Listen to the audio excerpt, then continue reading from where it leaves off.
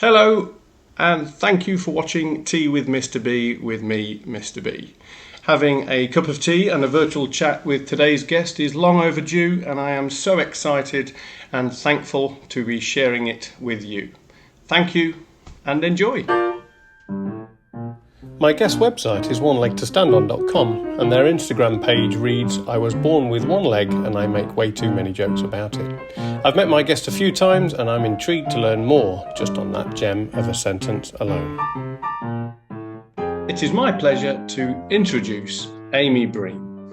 Amy, welcome. How are you? I'm great. Thank you. How are you? I'm lovely, thank you. I'm going to do a quick cheers here because I've got my mug as well. Look at that. Cheers. Awesome. Oh, perfect. How did you make your tea? Can I admit that it's a little bit of cheating? Yes. It's coffee. Okay.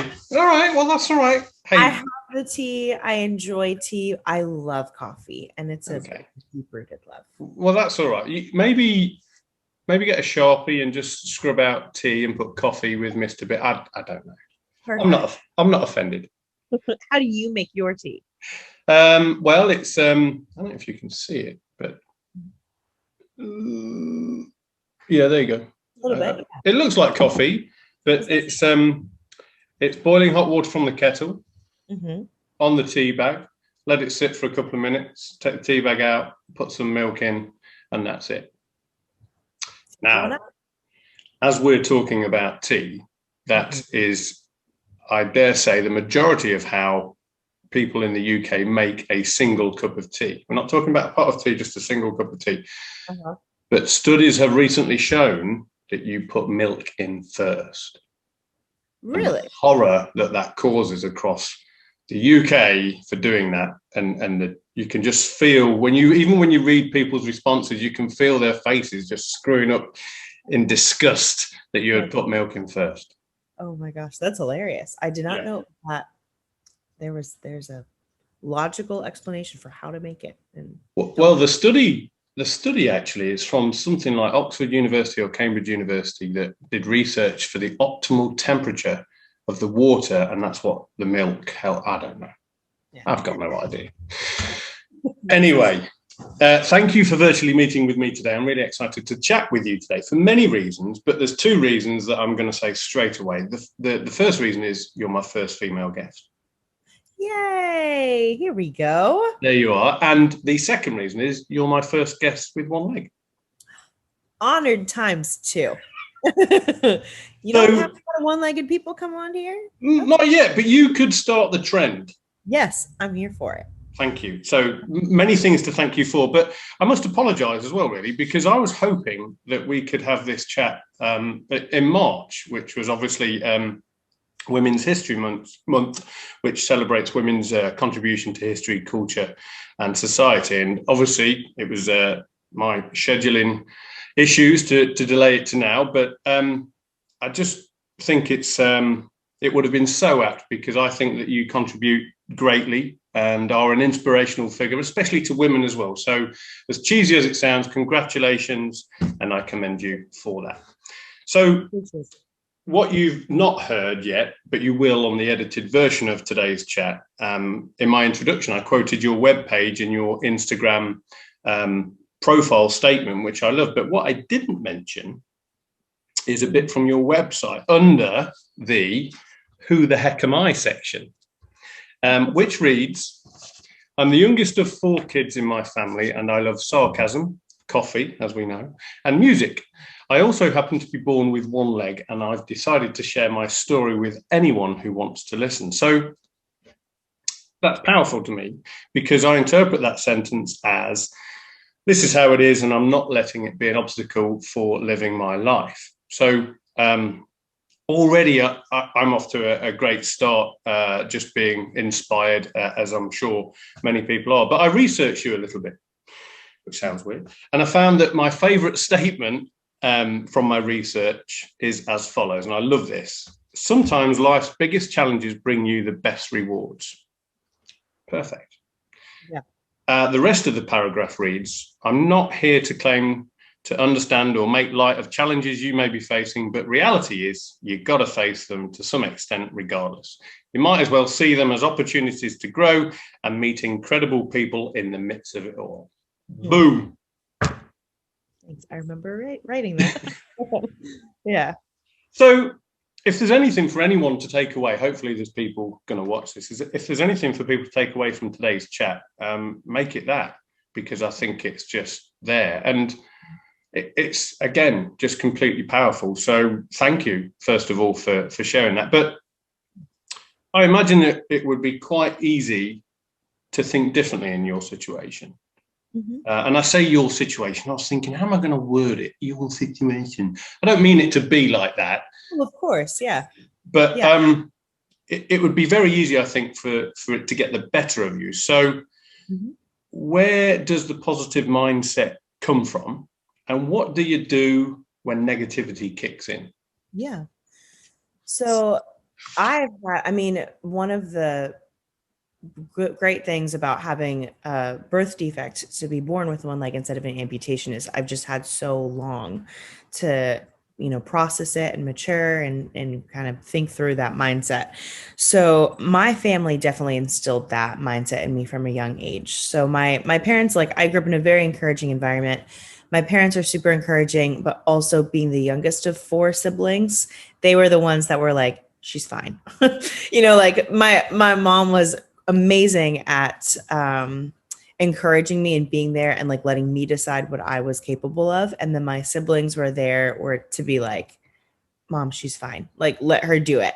And that my dad was the same way. And so that mindset kind of always was instilled in me. I remember one time I was at the beach and I'm prosthesis. Even still, you can't get salt water on them. They're typically not, they're water resistant, but you can't go swimming in the ocean. So I'd have to take my leg off. I was very self-conscious. I think I was in high school at this point. And, I didn't want to do it. And my sister kept trying to get me to go in the ocean. And usually I would, but for whatever reason this day, I was like, I just don't want to deal with people staring, And she looked at me and she was like, Amy, you have 2 options. You can sit here and care about what complete strangers think of you and pout and not have fun, or you can realize it doesn't matter because they're strangers and you're you. And the difference is you're the one that has fun or you're the one that doesn't have fun. Wow.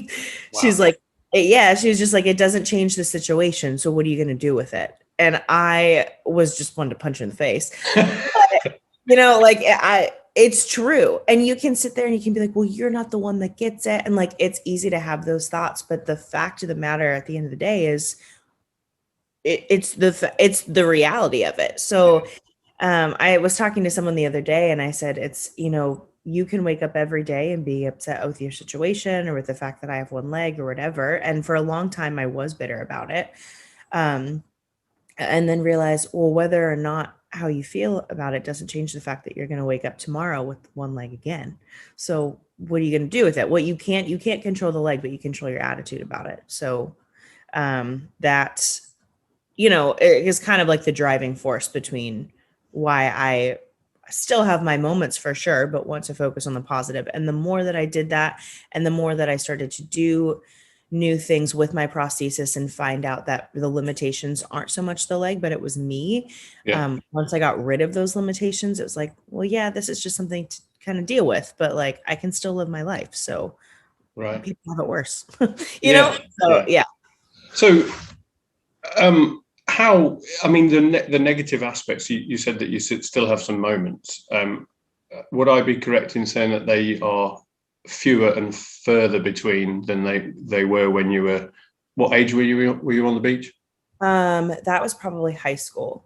Definitely. I would say I struggled most with bitterness, starting in middle school a little bit. I wanted to be a normal kid. So I didn't like questions about it. I had a cosmetic cover over my prosthesis at that point. So I got a lot of questions then because I had a very pronounced limp, even more so than today, but people couldn't tell what it was. If they've never seen a prosthesis, they were just like, hey, are you okay? Or is that a cast?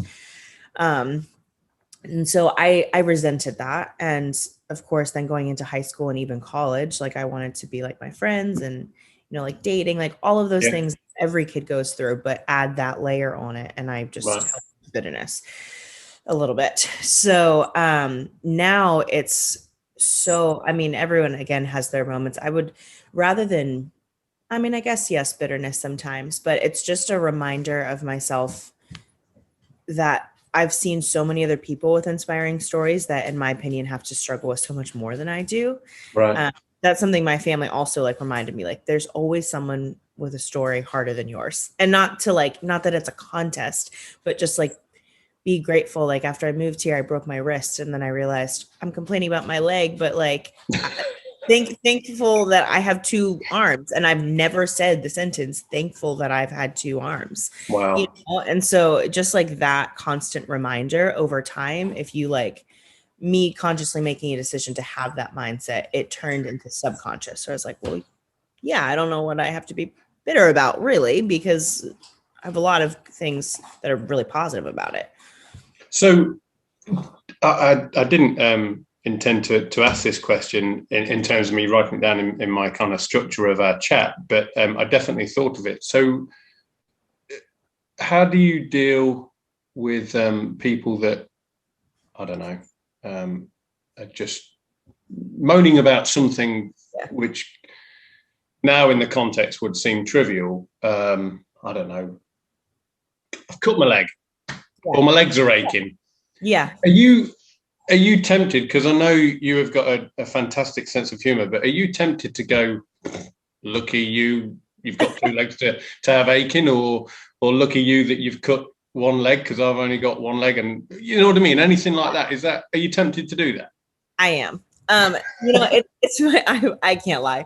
Sometimes, because there's a fine line, because also just because my story is different or may like physically look like more difficult than someone else's doesn't discredit someone else's pain. Right. I hate when people do that. Like when it's constantly like, well, you don't understand. I'm like, no, I don't, but I understand my story and you don't get my story. So like, I can look at someone at the gym and be upset that they're not pushing, like they don't even get it, but maybe they deal with extreme anxiety and like them being there is hard. And I don't get that. And so it's just like, I know that I'm going to get more attention probably at the gym for being there because my, challenge to overcome is really obvious and it's physical, but they're probably not going to get that. They're probably going to get like snubbed, and that's not fair. And so I always try to like remind myself of that. There are definite moments where I'm like, usually I approach it as like a joke. It's like, you're fine. That thing.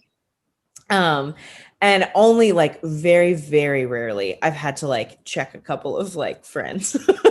It's like super rare that I shouldn't even say I had to. I chose to. It was just like, I remember one time in college, I was like walking up the stairs with my friend and she's like the sweetest. And I'm glad that they have the mindset that they forget that I have one leg. I would like prefer, so I wasn't even thinking about it. And she kept going like on and on about how she didn't like the way her calf muscles like looked. And she was just like, I just can't wear like jeans. And it was like and at first I was like, yeah, totally. And then we were on like the flight of stairs. I'm tired because I'm skipping stairs with one leg. And I'm like, well, my calf is on fire. I didn't say that thinking. And she's like, keeps talking. And finally I just went, well, at least you have two of them. And she just like immediately was like, oh my gosh, I'm so sorry. And was like, and like 180. And then I was like, well, I'm not here to make you feel bad. Like, that's not why I said it. It's just sometimes when you get so caught up in those kinds of thoughts, it's like, you need to take a step back and think of the big picture. Like, I love it. Yeah. Absolutely love it. I mean, the thing is as well, everything's kind of relative to a degree, isn't it? What you said about the anxiety, I wasn't thinking of that, but maybe the extreme level, maybe someone that's not worked out for years, it is going to hurt. So there's I guess their feelings are more warranted in that respect. Are you ever tempted to just, I don't know, dress up as a clown because you're going to get the attention anyway? Just you know what I mean? Just I wouldn't say that. It is why one, I'm a naturally competitive person. I have realized in the last year just how competitive I am. But I think it's driven my mindset of I work out really hard, and some people are like, chill, it's a workout. But for me, honestly, as cheesy as it sounds, I'm like, no, especially if it's a new gym or new people, Right. people want to look at me and give me comments and remarks or encouragement, probably. And like, I appreciate so much of that, and it comes from a wonderful place. But if I get that, I want to earn it, because I think a Definitely. lot of times, and as someone as like, can I think speak a little bit more harshly about or to adaptive athletes from respect, like understanding it, sometimes they show up and an adaptive athlete could be pushing themselves a lot harder than they are, but someone with two legs is not going to, who just met them isn't going to be like, what are you doing? They're going to be like, Right. good job, you're here. When in reality, they're being lazy. So I Yeah. don't want to be that. And I think, am I correct in saying you want to be, and this sounds awful, but you want to be treated equal, Yes. right? Yes. And not like I don't know, like a I don't know, like a basketballer that's not 6 foot competing Yes. against basketballers that are 6'5". You want Yes. to that there's a point to prove to get to that kind of level. Yeah.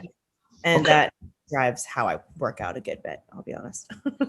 Well, talking of kicking in, which is the last bit of the question about negativity, viewers may be shocked to learn this, but I'm going to let you tell them what you do. Yeah. So I actually work at a kickboxing gym. And so I started there. I was that girl that like took a class 5 years ago and just never left. um, so yeah, I kickbox, and I do, my prosthesis goes all the way to the hip. So that was something that when I started at the gym, I was like, yeah, I made jokes about it. It was like, there's no way that this will ever happen. So I just boxed, and to be honest, I mean, like everyone who starts boxing, my form is pretty bad, but I was having fun, and it was a workout, and it was great. It was a place to start, and tell people just start. Yep. Um, and then probably about 2 years in, there's a couple boxing locations of it's called Title Boxing of where I'm at in Nashville. And I switched locations, and it was a different staff, and their staff was a little bit more willing to, or I should say not afraid to be like, you can have better form. Which is like, when I found that, I was like, I'm never leaving this place. Like they're not Yeah, scared. yeah, because I imagine that's true, isn't it? That people would be scared of saying What I, improving form, especially the assumption is that they've got all their limbs, so they're not really understanding what it's like to do the form, but they're stuff it, let's go for it. yes. Because I think in gyms like Title Nash, Sorry, my dog is barking. Jay, what are stop. they what are they trying to talk about? I know, right? He sees a In bird. in gyms like Title Nash, because I've been to the one local to me to have a look, and I got put Mhm. off. But that's a different story. The kind of egos aren't there, are they? Really? Yeah, So it's a bit like, I don't know if this is the correct description, but no holds barred. Just yeah, we're all the same. So yes, that's really that must have felt great for them to say this. yes, yes. Yeah, so it was really refreshing to have that mindset of like, you can do this better, or you can improve, and they helped me with that. And then one of the trainers had approached me and said like, I'd love to do personal training with you to help with this. And then he was like, I'm going to teach you how to kick. And Wow. um, that kind of is what set everything in motion, because Yeah. again, I'm competitive. So once someone plants an idea in my mind, usually I immediately toss it out. And then if Yeah. I think about it constantly for like 3 days, I'm like, you're going to be disappointed if you don't at least try this. And my mindset in the last couple of years is like, why not? Like, what do you have to Yeah. lose? Yeah. So besides your ego. So put that aside, and it's a great time. That's we started to learn how to kick, and then that was kind of the tipping point for me, where I was like, I literally used to make jokes and say and tell people when they'd ask like, can you kick? I'm like, no, that's impossible. Like, that I can't balance on my prosthesis. And so to do something that I used to say, this is impossible, I was like, I think this is me. Yeah. And so it just changed my mindset of like, okay, so what else have I said no to? Wow. And so I just started trying everything, even if I was terrible about it. Yeah. Like, terrible about it. Most things I am terrible about at it. People see my Instagram and they're like, "You're so like naturally athletic." I'm not. I have to Right. work really hard to be good at something. I just find the things that I find are worth it to be good at, and I keep working at them until I'm not bad anymore. Brilliant. And so, yeah. I love it. I love it. And I wonder if that comes back to, do you ever think that people that are unfit or lazy, and that's a challenging thing to kind of label, but do you ever think, God, come on, I've got one leg and I'm making the effort, why are you not? Yeah. Yeah. I do struggle with that. Sometimes I have to check myself. I teach some of the kickboxing classes now. Yeah. So people know, like, I get a certain tone in my voice, Mhm. and I'll be like, you are capable of this. You are Right. here for a reason. Do Yeah. it. And I think that's brilliant. yeah. And it sounds a bit patronizing when I say that, and I don't mean it to be, but I think it's brilliant because people just kind of need a reset of what's actually real. Yes. I think. Now, I think we've worked out twice together before. Mm-hmm. Does that sound about right? I don't think it's more than twice. Maybe not 2 or 3 times, but only. Were you ever at that Thanksgiving Day, that big Clue Fitness? Yeah, I think so. Maybe that might have been the third, because I think I've done like 2 sessions. Yeah. Just the smaller group, and then that one. Well, the 2 that I was thinking of were the 6 a.m. ones in the morning with who I call Viking Matt of Klug Fitness. And I found this photo that I just want to see if I can bring this up here. Hold on, here we go. Oh, look at that. There we are. Babies. Oh, I love that. Do you ever still work out with Miriam? No, not seen her for a long time. Have you? Yeah, she actually came into Title. She started learning how to kickbox. Oh my goodness. What, as if she's not fit enough? No. Add that to Spartan races, Oh, but yeah. I actually see her, like, last year especially, I was seeing her a good bit because she had a membership. Right.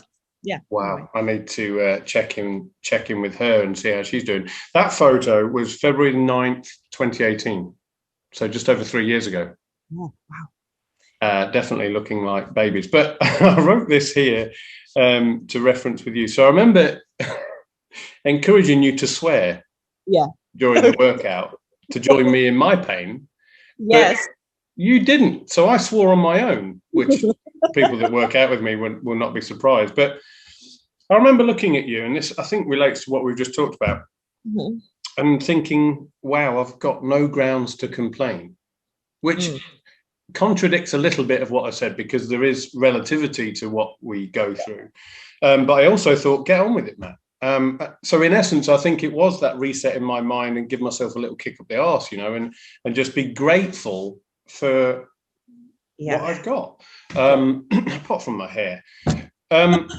So I think that kind of thought, it'd be great if that was a lot more present in people's minds, a lot more present in my mind, because sometimes it just doesn't last that long because other activities of life kick in. I think that's fair to accept that. But I think we've already discussed this, but how do you receive that type of feedback that I've just said of wow, and how it transcends onto someone to say, yeah, kick yourself up the arse? And then really, what are the common comments that you get, and how do you receive those type of feedback?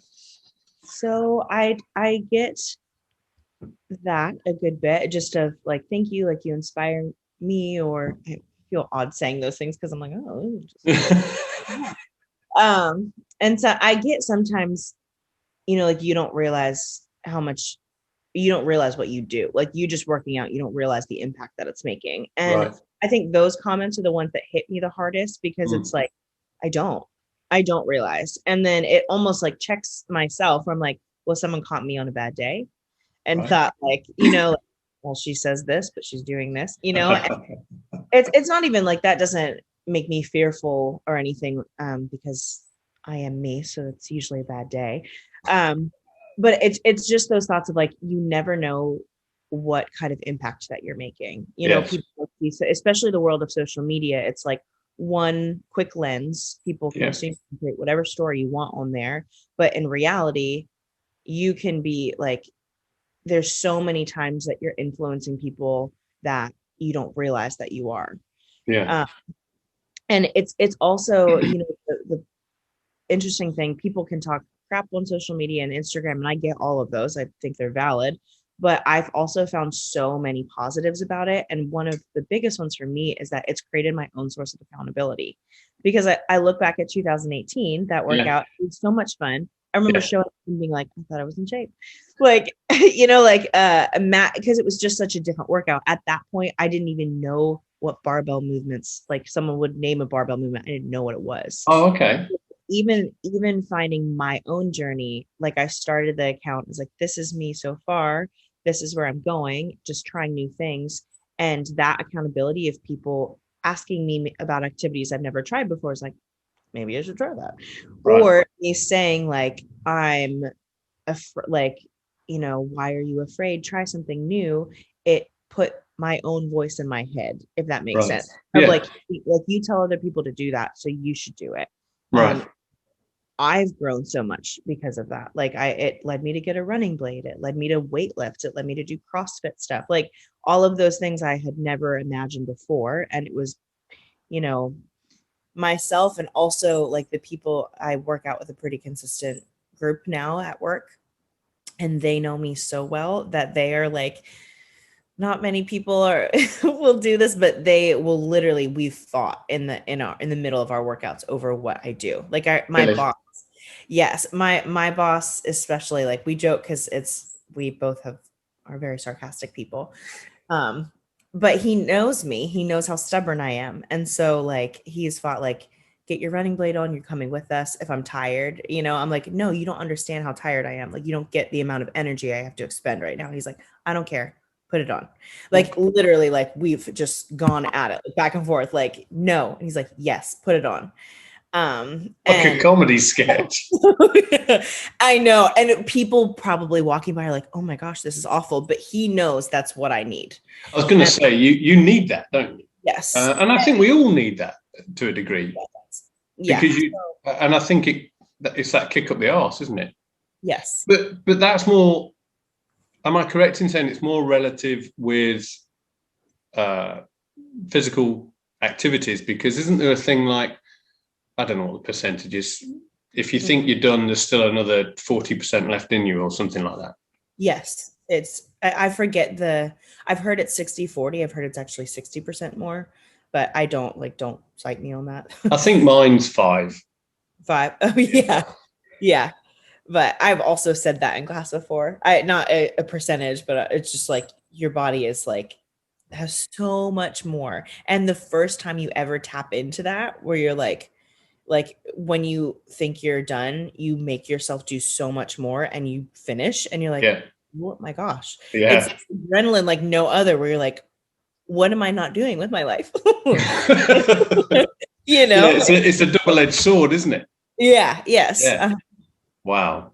You mentioned sarcasm a moment ago. So I know that you, don't spit your tea out. You've got a great sense of humor. It's pretty apparent, even on the few times that we've met, because I think I saw you at our pool here. I can't remember what I shouted at you. I think I shouted one leg. Yes. Yes.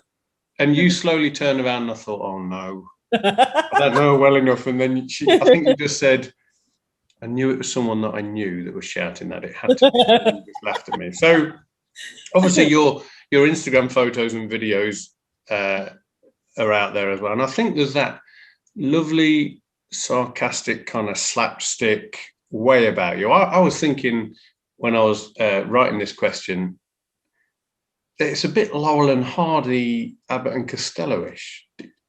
I'm hoping that you know who they are. Yeah, damn. All right, well, look them up. It's just a classic way, and I think your facial expressions really show it, whether you're talking or whether you're not. And I think we all need to have that sense of humor injected into our lives, whether it's from our own doing or from other sources, sort of like doing that as well. But it's not always easy, is it? Because life gets in the way, and it's just sometimes it's a challenge. But how important is humor for you? Very important. That definitely like that comes from my family. We all are like that. We love to laugh. Sometimes like that's kind of how we handle difficult situations, whether it's a good idea or not. Right. And I just have always been that way since, childhood. And I found out that sometimes I could tell a story in a way that would make people laugh. And so it just kind of like Yeah. encouraged that, like, be a ham, whatever, facial Right. expressions, all of that. And then, when you have that sense of humor and then you got one leg, you just have so much material. Like, most people don't have something like that to use, so you might as well go for it. And it's also sometimes like it's fun to do that with people I know, and also kind of see the shock factor of people who don't. Again, Right. so I keep referencing when I teach class at Title, but I've definitely taught classes and made a one leg joke, and I can see the new people, their face. I'll be like, stay in your squat. You have 2 legs, you'll be fine. And like they're just like horrified. And of I course love the it. members who know me like start laughing, they're like, shut up, Amy. But they're like, oh my gosh, I can't come up. Like, what do I do now? And the evil part of me enjoys that just a little Brilliant. bit. I love it. I love it. In my research that I did, I read that your mum would always make your prosthetic leg appointments fun by taking movies and then to watch during the appointment, then making sure that you'd have a lunch date afterwards. Mm-hmm. But I also read that transitioning to appointments on your own was extremely challenging. So we've gone from humor, but I guess this is going to be a bit deeper now. So can you share information about those times when you did that transition to appointments on your own? Yeah, so that happened after I moved here. I had a specific type of way of attaching the prosthesis. A prosthetist calls it suspension, like the way you attach it to your body. So I had the same prosthetist growing up. He was wonderful. I had wonderful care. I was also very stubborn. And so I think growing up, my mindset was constantly like, just give me something that lets me live a somewhat normal life. I'm going to do what I'm comfortable with, and I'm going to like live like I don't have one leg. Like, I'm not even going to talk about it. So it was just one of those things where my left leg has always been like pretty naturally strong, just because you use so much more energy if you walk, that's going to happen. But I didn't really like challenge myself. So those appointments were challenging in that, growing up, you have growth spurts. Literally, you'd have them every couple months. As a kid in elementary school, I didn't like being pulled out of school from that. They'd be long and whatever. So my mom was always very specific about, let's make this like, as happy a thing as we can, like a treat, like mommy daughter date kind of thing. And so when I moved here, obviously like those appointments had stopped. Then I was having them every couple of years. And when I was older, like she wasn't coming, but they were just quick checkups. Yeah. I moved here. I actually was at a wedding and I met someone with, she was older, and she is older and has a prosthesis. And she was like, you're young, like your left leg is strong. Like, how long have you had this prosthesis? And it had been quite a long time. And she said, it's time for you to get a new one and you should be more active. So she kind of was the one that she kind of nicely kicked me in the butt of like, girl, there's a lot out there. Like, technology is different than when you were a kid. You should try things. Like, what you're using now is kind of antiquated. So I made an appointment, had no idea what I was doing, just kind of flew blind, like as far as, navigating insurance on my own, because then I was off my parents' insurance, and how to go about everything. So I just found a clinic and just kind of sat down with the prosthetist and was like, I want to be active. I just started at this boxing gym. What is there? Like, what's out there that I'm missing? And so we created they helped design a whole new way of attaching my leg, which was very physically challenging. And also I very much underestimated the emotional and mental aspect of it. People don't think that. Yes. I also had an interesting situation. Like, my doctor actually left for a different job halfway through, and I didn't told me. So it was like not like the easiest situation in that regard. But when I actually got the prosthesis, I went from, having a belt around my waist to attach it, like not ideal, but what I was used to. Yeah. And I was expecting all this, like this incredible transition. And all of a sudden I moved to a way of like, the leg literally suctions to my skin. Yeah. And it's a whole different setup. So me putting my leg on at first was taking like 5 to 10 minutes because I couldn't get it right. And then I was like, what am I going to spend the rest of my life taking 5 minutes every time I put my leg on? Are you kidding me? And I would go shopping, and I remember once, like, I went for an hour, and my, like, this is real cute, but my socket was filled with sweat, and it was like uncomfortable, and I was like, I have to go home now. Like, I can't finish this shopping trip. And I was like, I was starting boxing, like, I'm active, whatever, and now I can't even like walk. And so it was just this like constant mental, and you're retraining yourself how to walk. People don't remember how, like, Right. mentally challenging. Like, yes, it's the same basic setup, but when I am not relying on a belt around my waist and it's suctioning, I have to trust every time I take a step that I'm going to take a step, the suction won't break, and I can put my full weight on this prosthesis and it won't give out. Wow. So it's just very, like, that whole process is, people see it and that's physically exhausting. Yes, but it's way more emotional and mental than people realize. And that was my closest experience, because I'm not an amputee. That was my closest experience to probably what an amputee feels like. So I can't imagine what they feel going through the process. So yeah, it was literally, I had an appointment during that time where I was like going in guns blazing, like I was ready to let my prosthetist have it, and like wanted him to like pity me and be like, I'm so sorry, we'll figure something else out. Because I was like, this hurts. I'm in pain all the time. Like, I have blisters. Get it off me. I'm tired. Like, this is not working. It's not what we would be. And he was like, well, how long did you wear it when you first got it? I was like, an hour. He was like, how long do you wear it now? I was like 9 hours. But then I have to like take 2 legs with me and switch it out in the middle of the workday and like, whatever.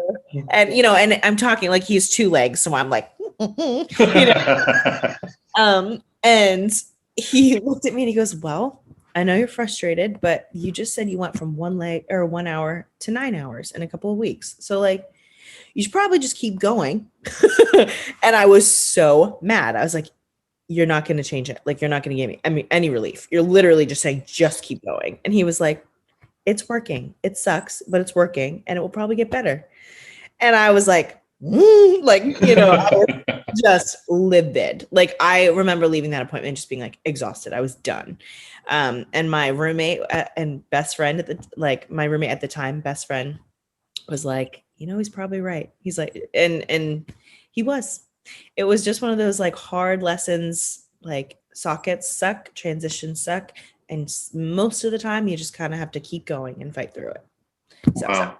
Another mindset, another positive mindset relating to the first thing that I talked about. You've got to, your statement on your website, you just got to do it. Mm-hmm. Yeah, no way around it. I was explaining to my eldest son last night that we're having a chat today, and I explained to my youngest son this morning that we're having a chat. And my eldest son, they've both seen you before, and you may remember they were looking at your leg, of course, as children are more less subtle, I guess. But Charlton, my eldest, said, that's cool. He's 7. And he said, I said, and she kickboxes as well. And he went, that's really cool. And it's really cool because she must be really tough because it's a metal leg. So no one's going to mess with her, kind of thing. And then I showed Harry, my youngest son, this morning how you take your leg off, and I tried to explain to both of them how it works with the, dare I say, the sleeve that goes on, and then the socket kind of thing. And Harry, he didn't say anything. He was just like, yeah, robot leg.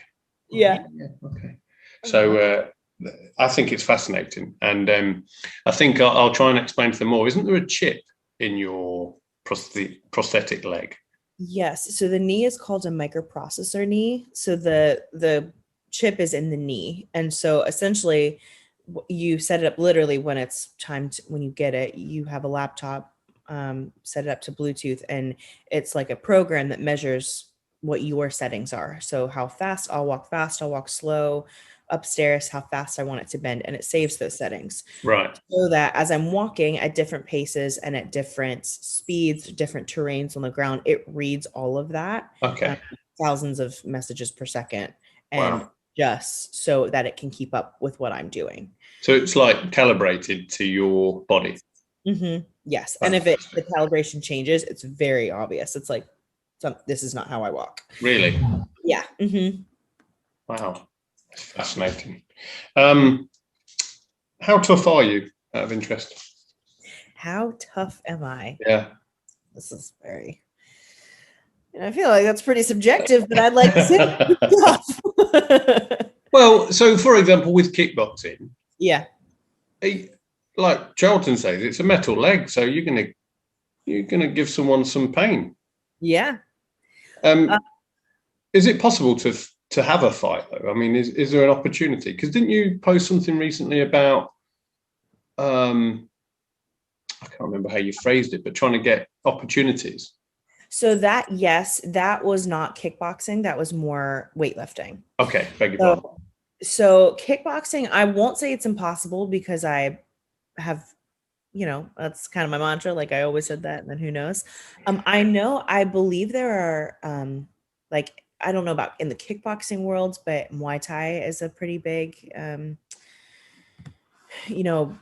version of that, or, it's part of, it influences UFC and all of that. And I've seen one-legged Muay Thai fighters. I do actually, one of the boxers that I met, who used to be a trainer at the gym, said there was one guy that would box with one leg, and he just he would just hop around like crazy. Yeah, like I think he used a cane, so he didn't use a prosthesis. He just would use a cane, balance, and kick.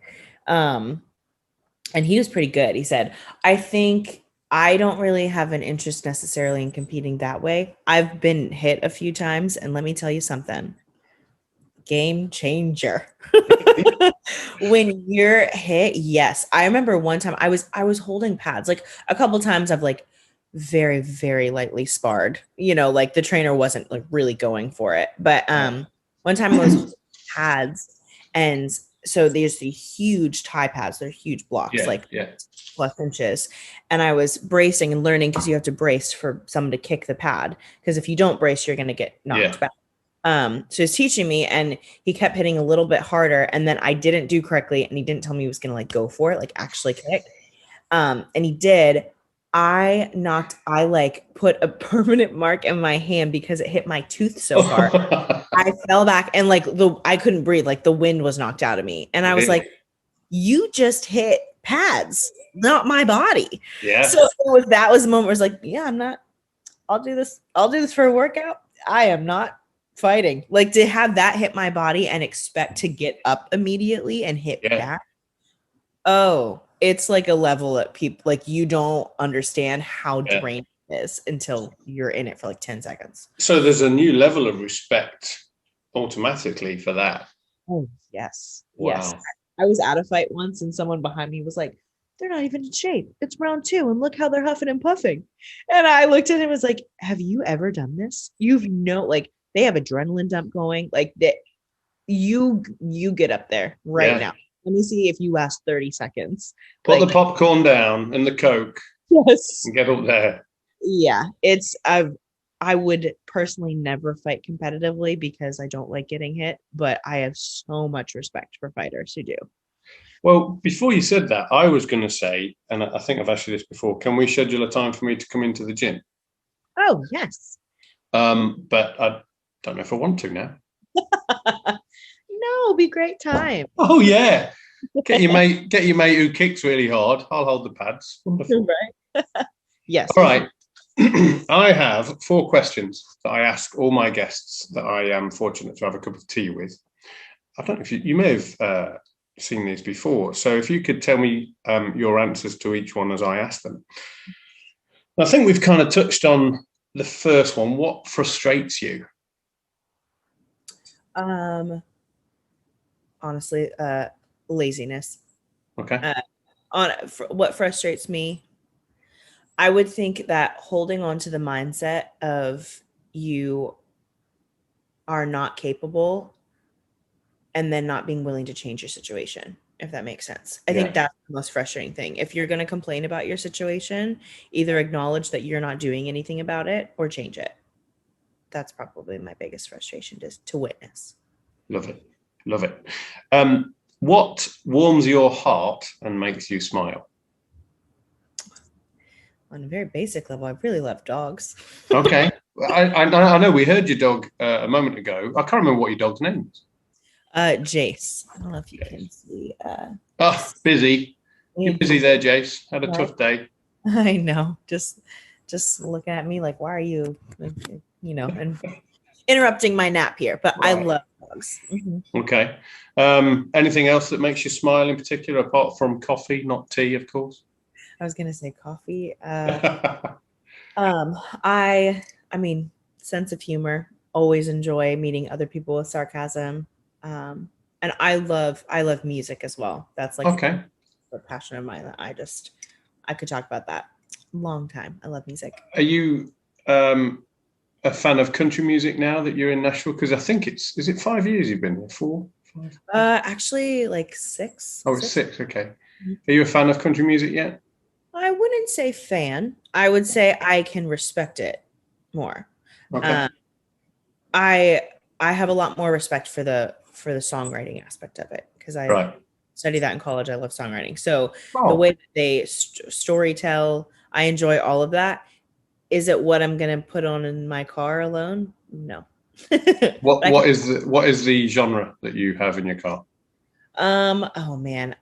I'm that person that's like kind of indie rock, like not what you would hear on the pop station. Like, okay. Something that is really, if I'm going to nerd out, like harmonically is really good. Like their writing is very good. It's not just 4 chords. It's also has really good lyrics. I'm very into lyrics. Give me an example. I mean, you've probably not heard of this band, but their name is Colony House. No. Yeah, they're an indie band. I've seen them in Nashville. They're Nashville based, but they have really good energy on stage. Like I've seen them live many times, and great production. And their songs are like meaningful, in my opinion. If like whatever you do, like, but if you have that big of a stage and that big of an audience, why are we talking about like, pardon my French, but like shaking our ass? Like let's like talk about whatever. Let's use that platform for something meaningful. And I love what they write about. Okay, lovely.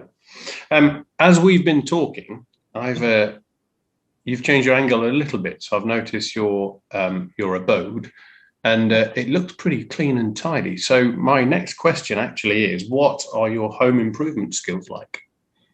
Ooh, home improvement skills. Quite awful. Tidiness, A+. Okay. I can take something that's already improved and just clean it. Just keep it up very well. But if you want me to fix anything, I actually have quite the reputation among my friends to be very, very terrible at it. Oh, okay. And does that include painting and no, don't go there. Okay. Yeah, I will do it gladly. If I have the capability and the funds to call someone, I would love to pay them to do it, and I'll bring them a coffee while they do it. It's appreciation. You have a skill set that I am not good at. And if I want to stare at these walls for the next several years, I should probably not be the one with the brush. I like it. It's honesty. It's good. Yeah. All right, last one then. If you could be a superhero, what would your special power be? And what would be your mode of transport? Oh man, I literally am the worst at this question. Superhero. I'd probably fly. Okay. Not dealing with cars. As long as I could, like, I don't have to deal with the weather. Maybe like fly, but also have an invisible bubble around myself that I don't feel like rain and snow. Right. Like the bougie Superman. Okay. I like it. Well, that's good. Yeah. We are near to the end of our chat now. So I've loved it, and I've been so excited, and forgive me for it being long overdue, and I'm really grateful for your time. But what's next for you? That's what I'm keen to know. So you had actually referenced before me wanting to have being able to compete. So that has to do with more functional fitness, more CrossFit style things. Yeah. I'm not, I tell people like, I'm not a CrossFitter, but this past year, CrossFit had like it's called the Open, which is an international, like anyone can do it. And you do these workouts from home, you post it on a board. If you're in the top percentile, you can code to the next level, so on and so forth, until that ultimate goal is to reach the CrossFit Games, which is again, international competition, supposed to be like the fittest of the fittest. Everyone does that. So this year was the first year that they had adaptive divisions for that. Oh, right. So yes, so this year they weren't able to have athletes go past the Open. Just they're looking for, they're working details out and all of that. So I'm hoping that will be a thing hopefully by next year. But there are some opportunities to continue the competition because, I'm very stubborn and I was able to do pretty well in that. And so I'm continuing that. And I would love, it just kind of opened my eyes to seeing like, there's not a lot of competitions for adaptive athletes. There's not really a great space for it. There's here and there, but you see a lot of clinics of people being able to participate and learn. That's incredible. But there's not a lot like, hey, I've been an adaptive athlete for a long time. I'm not here to learn. I'm here to compete. Right. Not a lot of that. And so we are actually I'm in the process of creating my own event and hosting it here in Nashville. Awesome. Yeah. So more on that to come in a couple of weeks, but that's kind of my next, my boss was like, well, you can complain about not being included, or you can change it and do it yourself. Your boss. I'll bring him to you. So that's kind of where my mindset is at currently, and just thinking about short-term what we can do and long-term what we can do, like I think raising the level of competition in adaptive athletes across the country and even the world is like something that is possible and, in my opinion, necessary. And we'll see what we can do. Good for you. That is brilliant. Your boss sounds a bit of a gem to be acquainted with, really, because he sounds like he doesn't take any messing. Oh, no, he doesn't. You talk to him, you probably want to punch him in the face a couple times. But no, honestly, I'm used to that. Yeah, honestly, I have two bosses and they know me so well. Working at the gym, like it's a very small staff. And so they've become more like, I respect them as bosses, but they've become in a lot of ways like family. And so they know me in the gym setting well enough that if there's ever been a group of people that have like kind of pushed me in the way that I needed, it's them. So good. Okay for that. Good.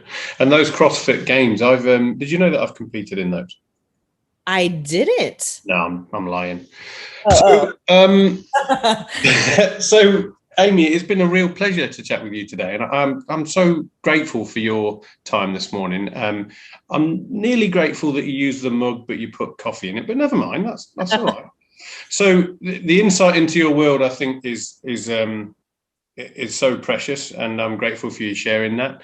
And for people to learn more, onelegtostandon.com is your website, and then One Leg to Stand On is your Instagram page as well. So everyone follow Amy and see what the future holds, and whatever you need to support you, I'm there. Just please let me know. And it's been wonderful. So I hope it's been beneficial for you. I know that you've got to start your shift soon, so I'm going to let you go, and I'm sure Jace wants some attention as well. So thank you so much for chatting with me this morning. Thank you so much for having me. I had a lot of fun. Good. Well, from Amy and I, thank you so much for joining us, and bye for now.